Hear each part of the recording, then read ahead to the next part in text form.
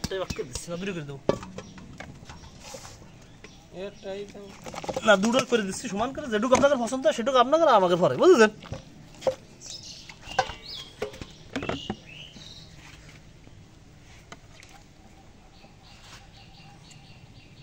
তোমরা যদি বিক্রি করো বুঝলে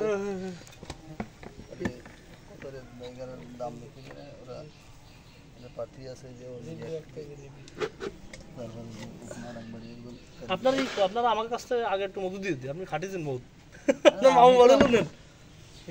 আর হইলো সে বলে বাঘের আগের থেকে দিলে দুইজনের পাই গেল, আর পরে দিতে গেলে একজনের তো যাবে না।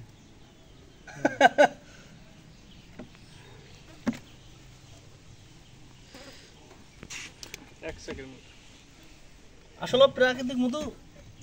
এক জায়গায় একরকম হতে হয়, দিন পরে নষ্ট এখন কি ফুলের মধ্যে